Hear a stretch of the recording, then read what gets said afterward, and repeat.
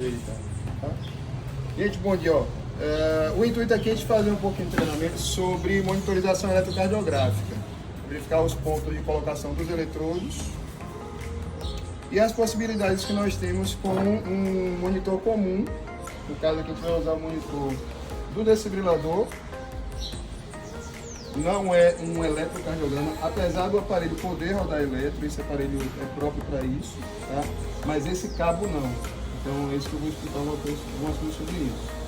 Por que isso? Porque em algumas situações de urgência a gente não vai ter o eletrocardiograma funcionando, o aparelho, para rodar o exame. Mas eu consigo visualizar alterações no monitor eletrocardiográfico. Tá? Isso exime a necessidade do ECG? Não. Mas ajuda no direcionamento clínico do paciente. Então, o profissional médico, o profissional enfermeiro vai conseguir identificar se tem algum supradesnível, algum infradesnível, alguma arritmia, alguma bradiarritmia, algum bloqueio, pela visualização no monitor, tá? Além de servir como uma ferramenta de vigilância, tá certo? Conseguimos esse manequim exclusivo hoje, tá? A Cláudia está aqui para contribuir com a gente. Vamos lá, ó. Primeira coisa é onde colocar os eletrodos. Então, assim, a colocação dos eletrodos para monitorização, ela segue a mesma dinâmica da realização do ECG. O coração ele vai gerar a carga elétrica e essa carga elétrica vai ser percebida pelo aparelho. Tá? No ECG comum, a gente vai colocar os eletrodos nas extremidades de braço, perna, tá? E na região central precordial. Na monitorização, a gente não usa os membros, a gente usa o tronco, certo? Só que eu preciso usar o tronco com a mesma ideia, como se eu estivesse pensando nos membros. Então, eu vou colocar na posição que aponte para a direção de cada membro, para não ter erros na monitorização, erros na captura do traçado eletrocardiográfico. Então, por exemplo, o eletrodo que eu usaria no braço direito, eu vou usar na raiz do braço direito. Então, próxima à clavícula aqui, eu meço uns 3 dedos de distância, à direita, e coloco um eletrodo. A mesma coisa para o lado esquerdo, uma distância de mais ou menos 3 dedos da clavícula, abaixo da clavícula, eu coloco o eletrodo.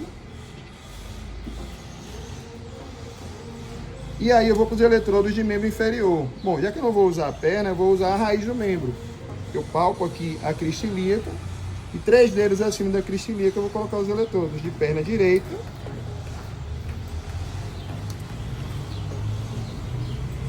Palpo de novo a crista ilíaca e 3 dedos acima eu vou colocar o eletrodo da perna esquerda.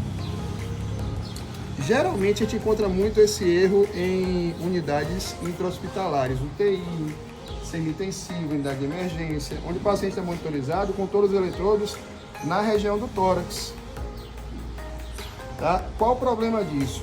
Os eletrodos eles estão preparados para captar a atividade elétrica periférica. O único que está preparado para captar atividade elétrica precordial ou central seria o eletrodo precordial. Ele é calibrado para isso. Então, os que estão calibrados para a periferia vão dar alguma alteração no traçado se eu colocar todos na mesma região torácica central. Então, o que é eletrodo de membro é para membro, não é para precordial. Tá? O quinto eletrodo, que é precordial, eu palpo aqui primeiro, segundo, terceiro, quarto espaço intercostal, próximo à borda external à direita, e vou monitorizar V1. Tá? Pensando num cabo como esse daqui, que é um cabo de 5 eletrodos. Certo? Já vou falar um pouquinho dessas coisas aqui, mas esse é um cabo de monitorização de 5 eletrodos. Eu posso ter um cabo de monitorização só com 3 eletrodos, ou com mais, né? O nosso é com 5 eletrodos e tem cores diferentes. Esse padrão de cor é diferente do que a gente está acostumado, de Brasil de um lado, Flamengo do outro. Isso aqui é um padrão de cor americano. O Brasil de um lado, o Flamengo do outro é um padrão europeu, muito adotado no Brasil, principalmente quando a gente faz ECG. Então aqui eu preciso olhar, e aqui é importante mostrar, já, o que está escrito em cada eletrodo, as letrinhas que estão aqui. Tá? Então, por exemplo, se eu quero começar aqui com a perna esquerda, eu vou colocar o vermelho, que é o LL, left leg, perna esquerda. Vou molar os cabos aqui.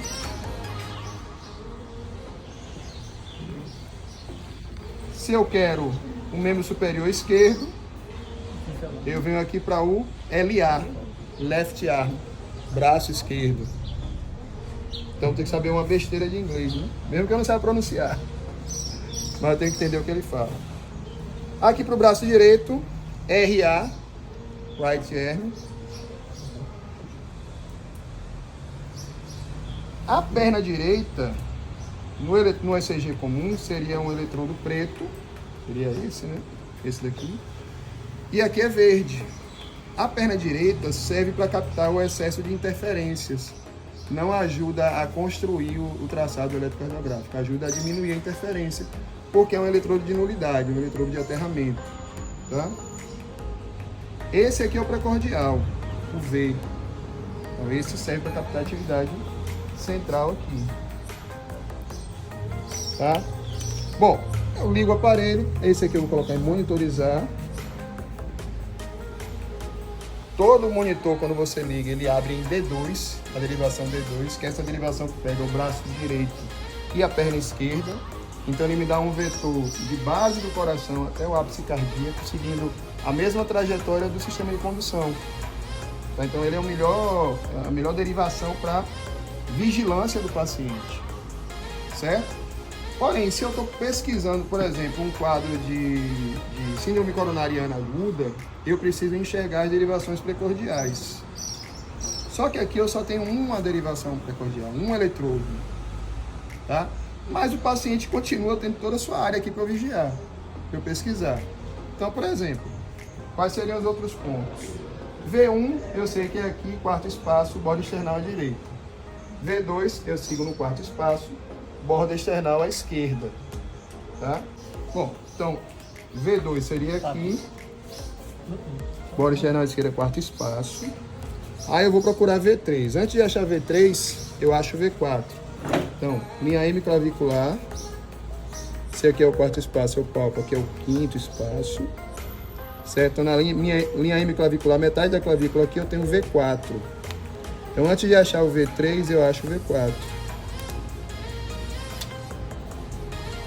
Porque V3 vai ser o ponto intermediário entre V2 e V4. Então, entre eles dois, eu coloco outro eletrodo para V3. Aí o V5, maior, posso botar mais para cá um pouco.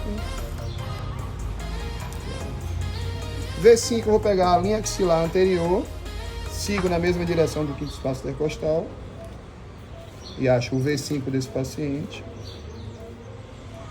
E V6, eu já venho para metade da axila aqui, no meio da axila, seguindo a mesmo arco costal, o mesmo espaço intercostal, quinto espaço. Eu acho o V6 aqui, tá? Aqui eu tenho as 6 derivações precordiais principais. Se eu pensar no coração como uma estrutura tridimensional, então, como um cubo, por exemplo, que tem vários lados, eu estou vendo aqui a parede anterior do coração e parte da parede lateral, certo? Pensa numa caixa quadrada, num cubo mesmo. A face da frente, parede anterior, parede lateral, tá? Bom, se eu não estou encontrando, por exemplo, meu paciente tem fortes indícios de uma síndrome coronariana, coloquei no monitor aqui e não está aparecendo nada de infarto, um supradesnível, um infradesnível, uma inversão da onda T, nada disso, é só eu pegar aqui, ó, meu eletrodo e ir mudando de posição, tá? Deixa eu colocar uma derivação aqui, ver. Quando eu estou aqui, ele me dá um traçado. Veja que quanto mais eu tiver para cá, nessa região, onde é mais próximo do nó sinusal, o QRS vai estar apontando para baixo, vai estar negativo. Esse Vzinho aí vai estar negativo, tá? Quanto mais eu for me afastando, mais positivo ele vai ficando. Ele se torna. Quando eu chegar, por exemplo, aqui em V3, você vai ver que ele vai ficar meio para cima e meio para baixo, que a gente chama de isodifase. Eu estou começando a me afastar mais da origem do estímulo cardíaco, que é o nó sinusal. Então se eu mudo aqui, ó, para V2, ele já me dá um traçado um pouco diferente. Muda pouco, até porque a distância é pouco. Aí eu venho para V3, já é outra região.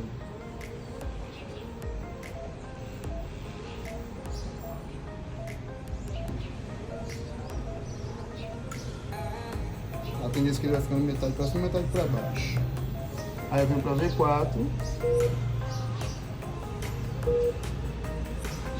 Vê que o traçado já começando a ficar metade para cima e metade para baixo do V. Mais, né? Até ele se tornar bem positivo. Em V5 ele vai ficar todo positivo.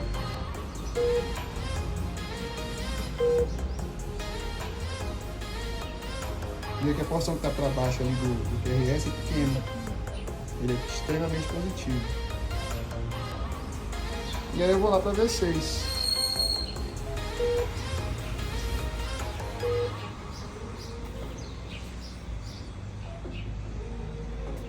Pronto, todo positivo. Ficou pequeno. A imagem está pequena, sei lá, não estou conseguindo ver direito. Eu aumento o ganho do aparelho aqui.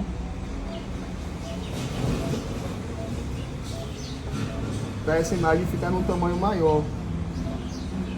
Aumentar o ganho é quase como dar um zoom na imagem. Mas na verdade eu estou aumentando a sensibilidade do aparelho à carga elétrica do paciente.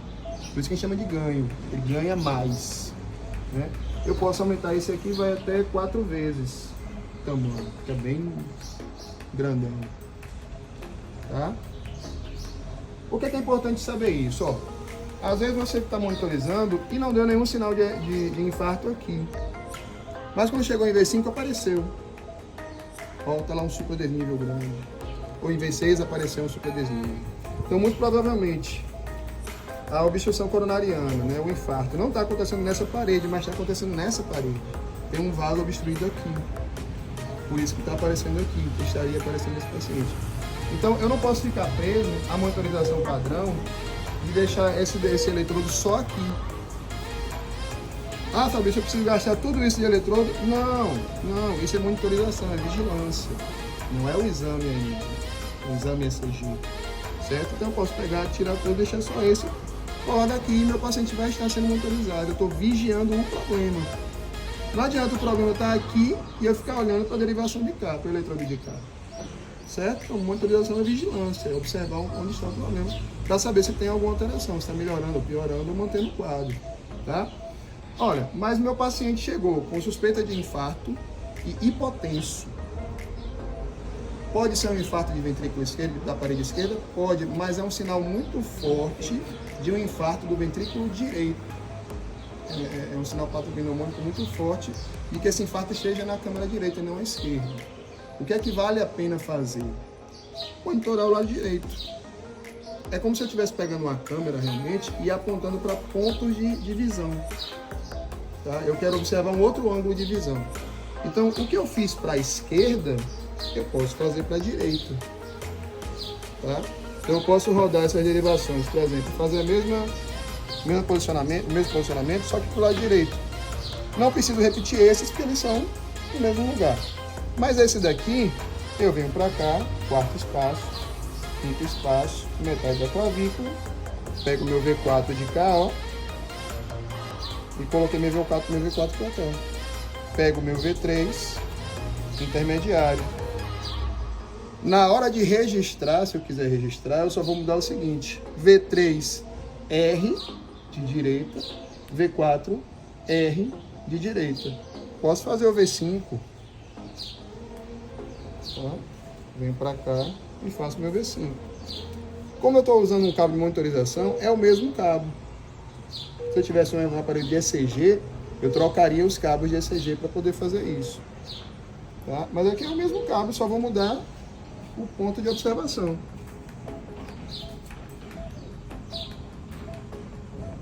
Medidas. Deixa eu diminuir só o tamanho aqui. E eu posso ir investigando. Então, mesmo que eu não tenha um aparelho de ECG funcionando, com um aparelho de monitorização ou com o desfibrilador que tenha a capacidade de monitorização, o médico ele pode se guiar, o enfermeiro pode se guiar em relação ao ECG e identificar realmente tem um problema aqui acontecendo, tá? O que é que eu não vou ter no monitor, na maioria dos monitores? Aquele papel milimetrado, como esse daqui, a gradezinha, né? Porque essa gradezinha milimetrada me ajuda a fazer os cálculos, né? Do tamanho do supra, do tamanho do infra, da frequência cardíaca. Mas o monitor ele me dá a frequência cardíaca e me dá outros dados que ajudam a você identificar, tá? O que é que eu tenho que tomar cuidado? Eu posso fazer uma monitorização rápida com as PAs. Então, por exemplo, quando chega um paciente com suspeita de parada, a gente não vai perder tempo colando eletrodos. A gente vai usar a PA para fazer monitorização, certo?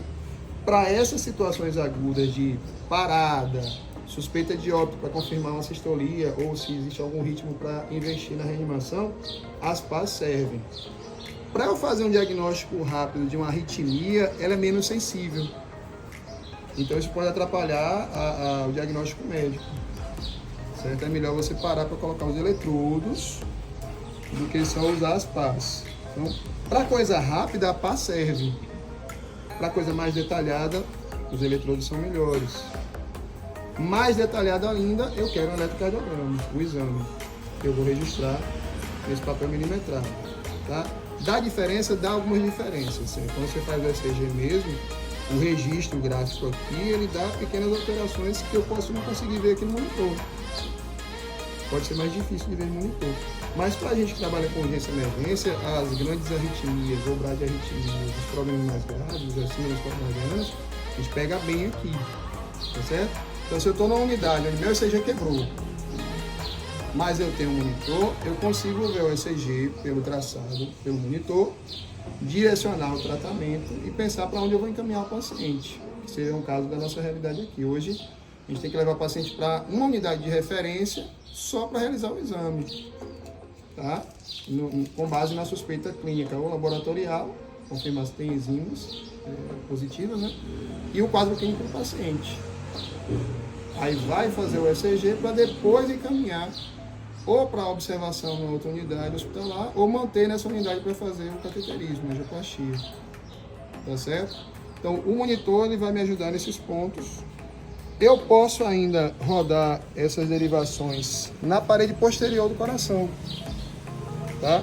Digamos que a gente rodou até aqui e apareceu alguma coisa aqui, uma alteração no ECG aqui. Então, já que não apareceu nada na parede anterior e em boa parte da parede lateral também não apareceu, a gente pode investir em pesquisar na parede posterior, nas costas do paciente. Cláudio, vira de lado um pouquinho para cá. Tá?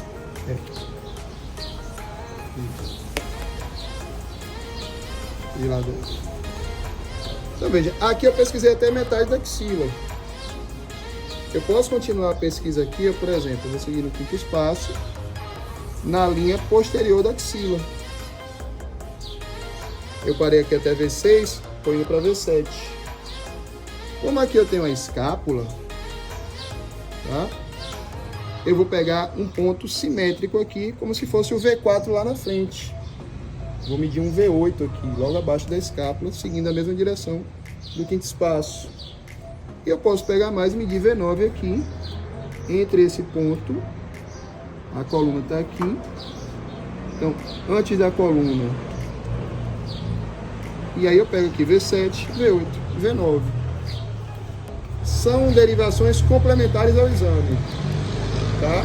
É uma pesquisa a mais, uma pesquisa além do que eu já fiz. O padrão, o standard, são 12 derivações. As 6 periféricas, D1, D2, D3, AVR, AVL, AVF. V1, V2, V3, V4, V5, V6. Se eu quero mais, e aí o médico, pela análise do ECG, ele pode falar, poxa, vale a pena a gente investigar a parede posterior, vale a pena investigar a parede direita. Aí ele pode pedir para complementar o exame, e o enfermeiro pode avaliar o ECG e já complementar o exame, mesmo que o médico não solicite. É por isso que você tem 2 profissionais em nível superior para avaliar isso, para um ajudar no raciocínio do outro, tá?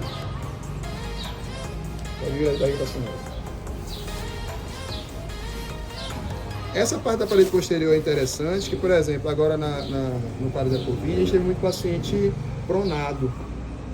Eu sei que tinha que ficar o tempo todo em decúbito ventral, e aí a monitorização era feita toda nas costas.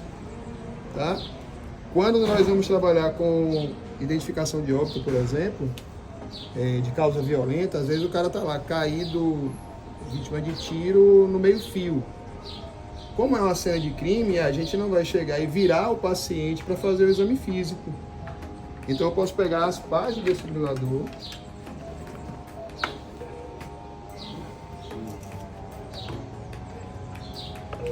e encostar numa superfície corpórea qualquer. Posso colocar num braço e no outro braço. E ele vai me dar um traçado. Tá? A posição das pás tradicional é abaixo da clavícula direita, quinto espaço intercostal, região precordial, que é esquerdo. Tá? Eu estou vendo D2. Mas se eu colocar nas costas dele, ele vai me dar um traçado. Porque o objetivo na questão do óbito é identificar: há um ritmo eletrocardiográfico ou já é a sistolia? Porque se houver um ritmo eletrocardiográfico, aí eu posso mexer no paciente e investir na reanimação. Se não há ritmo nenhum, é um quadro assistólico, o médico vai observar os outros sinais e constatar o óbito e acabou a situação. Encerra o caso nesse ponto. Então, por isso que o verificar com o desfibrilador é importante, porque afasta qualquer dúvida de se haveria possibilidade de investir na reanimação ou não. Tanto faz, se a suspeita de óbito é domiciliar, às vezes a básica vai muito para esses casos de óbito domiciliar e não começa o suporte básico. Né? Por quê? Porque na experiência do técnico, esse tipo de paciente é um paciente que não vale a pena investir. É um idoso acamado, é um paciente de longo tempo de internação. Você já vê sinais característicos de morte óbvia, como o livor, o rigor, o enrijecimento dos membros, ou a presença daquela circulação colateral. Então, pela experiência profissional, o técnico fala, não vale a pena investir aqui. Né? Mas se eu chegar com o desfibrilador, identificar ritmo, então vale a pena investir. É por isso que a gente insiste muito com esse tipo de básica. Tem que fazer esporte básico até o esporte avançado chegar. Porque enquanto eu não tirar a dúvida com a monitorização, eu não tenho como afirmar, realmente não há possibilidade de investimento em RCP nesse caso. Certo?